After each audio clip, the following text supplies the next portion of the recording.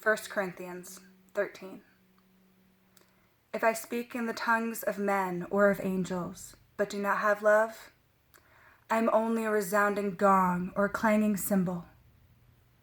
If I have the gift of prophecy and can fathom all mysteries and all knowledge, and if I have a faith that can move mountains, but do not have love, I have nothing.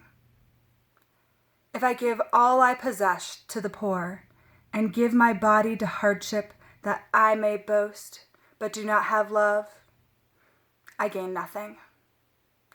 Love is patient. Love is kind. It does not envy. It does not boast. It is not proud. It does not dishonor others. It is not self-seeking. It is not easily angered. It keeps no record of wrongs. Love does not delight in evil, but rejoices in the truth. It always protects, always trusts, always hopes, always perseveres. Love never fails. But where there are prophecies, they will cease. Where there are tongues, they will be stilled. Where there is knowledge, it will pass away. For we know in part, and we prophesy in part. But when completeness comes, what is in part disappears. When I was a child, I talked like a child. I thought like a child. I reasoned like a child. When I became a man, I put the ways of childhood behind me. For now we see only a reflection as in a mirror. Then we shall see face to face. Now I know in part, then I shall know fully, even as I am fully known. And now these three remain: faith, hope, and love. But the greatest of these is love. Welcome. I'm Jessica Disbrow, licensed social worker and registered psychotherapist. I'm also the proud owner and primary therapist of Higher Consciousness Healing. We offer mental health services in Lakewood, Colorado, to youth and adults. We also have this awesome Facebook video blog. It's normally live, but this week it's pre-recorded, where we talk about different mental health issues and topics as it pertains to spirituality and science. So I'm really glad you can join us today for the second half of our Learning to Love Ourselves show. So last week we discussed a little bit about what it means to actually love unconditionally. And yes, that means loving without any conditions. But what does that look like pragmatically? Well, it looks like you loving someone even when they do something that hurts, And it's because we all make mistakes and we're all just doing our best.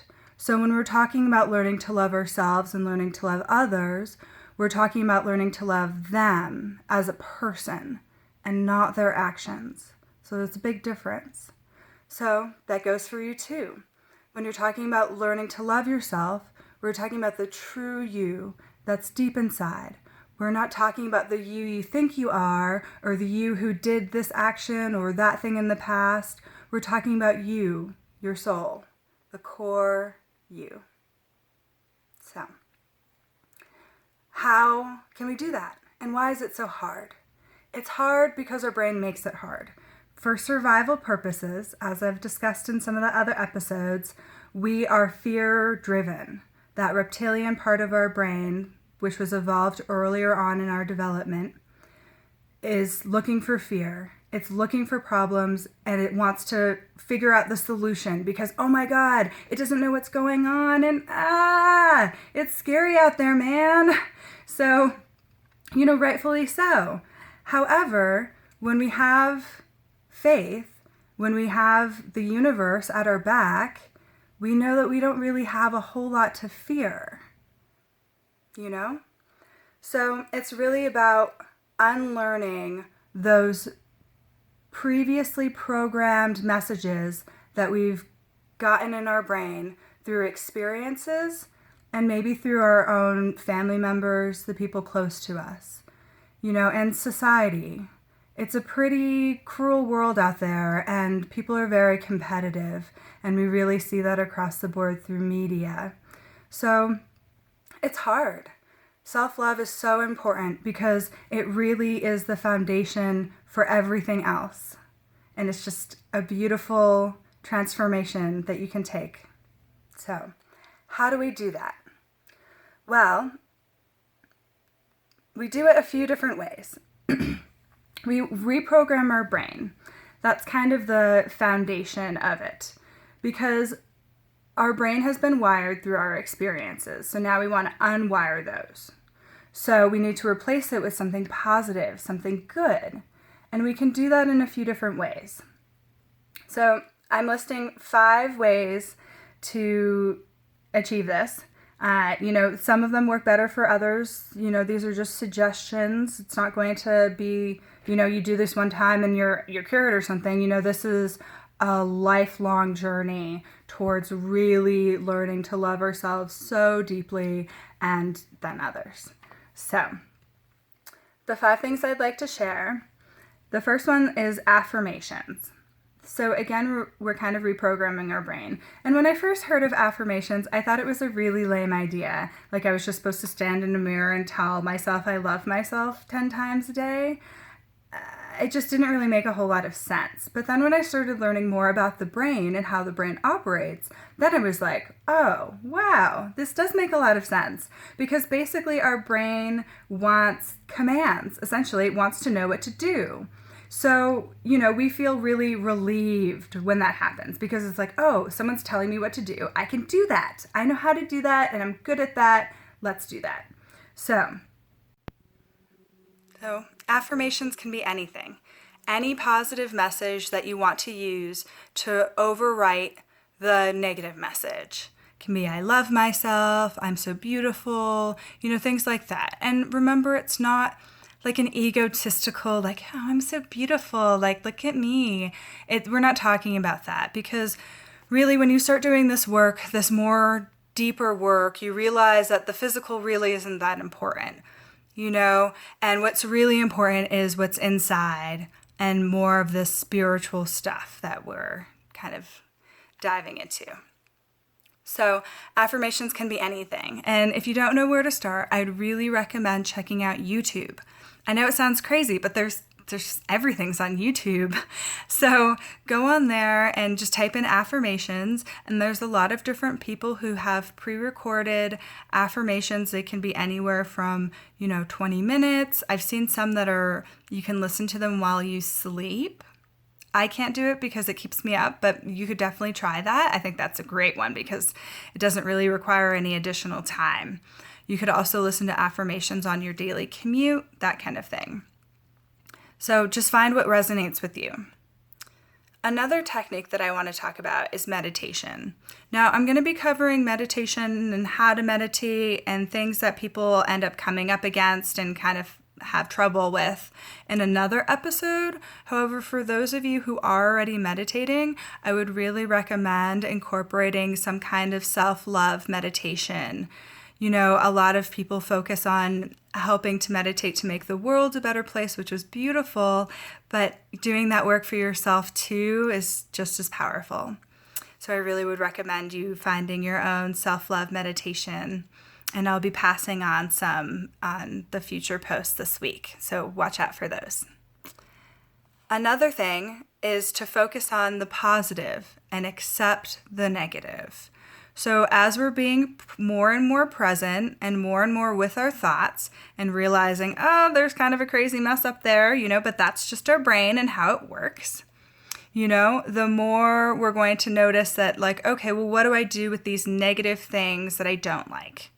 So we all have baggage and we all have behaviors that we act out with, and we kind of know, like, okay, well, I can kind of avoid that by making sure I eat food during the day and don't get too hangry, But another way to kind of combat that is to really just accept what it is, accept the negative about you and make sure that you're not being tricked by your brain who wants to make things blow things out of proportion and wants to say this is wrong and oh my God, you need to fix this, but really in actuality you're fine, right? You know those people who go on WebMD and they think they have cancer and they're freaking out?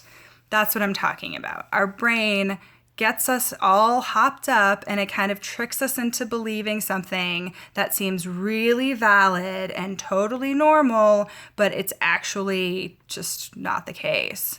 So we have to be careful about that, but if you do have things that you're working on, I would definitely encourage you to not overlook that. Self-love, unconditional self-love does not mean that you overlook your flaws. You just accept yourself where you're at totally and completely. So with that said, it's important to focus on your positive attributes, so I'd encourage everyone this week to make a list of all of your positive attributes, and if you want to keep things in reality, make a list of your negative too, and work on accepting those and finding a place in your heart for those, negative things too, because they're not actually negative. They're just lessons. We're really here learning lessons, and they're lessons about love. So another thing that you can do, my fourth, technique, is self-talk. Basically like talking to yourself, but in your head, you can do it out loud too if you want, but telling yourself nice things. So let's say you wake up in the morning and you're feeling really terrible and you're like, oh my God, I don't want to go to work. I have this to do. I have that to do, whatever. You start get wounding up in your head. Well, since we're working on being present, maybe you'll notice that you're getting caught in your head. Take a breath. And tell yourself something really nice. Like how you've overcome so many challenges and you can overcome today's challenges too. It's not a problem. Will you even remember today's challenges in a year or two? No, probably not. But we feel like they're so intense at the moment and they're really not a big deal. So giving yourself pep talks, I'd really recommend. And the last thing I want to talk about with all of these recommendations, really, please remember, it's about believing, feeling it. So close your eyes. We're going to do this now, just for a minute. And think about what it would feel like if you really loved yourself fully and completely. You didn't need anybody else to give you anything. You felt complete.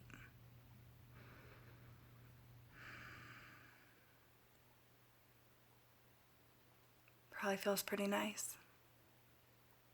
So that's what we really want to embody. We want to wake up those parts of the brain that say, oh, I love myself, because our brain really responds to love. Our body responds to love because love is healing. Love is God's gift to us. So those are my 5 suggestions, and that really wraps up this week's episode. So remember, since this isn't live, please comment and ask questions in the box below, and I'll be happy to answer them next week. Also, if you do like this show and you like what I'm doing, please like it and share with your friends and family. I'm also posting these on YouTube also for people who are on Facebook. So please pass it around. I think it's just really important information for people to have and to kind of connect the dots between mental health, spirituality, and science. So I hope you have a wonderful self-care journey this week. And remember, self-care isn't selfish, It's loving ourselves and giving ourselves what we need first so we can take care of our loved ones. All right. Thanks a lot.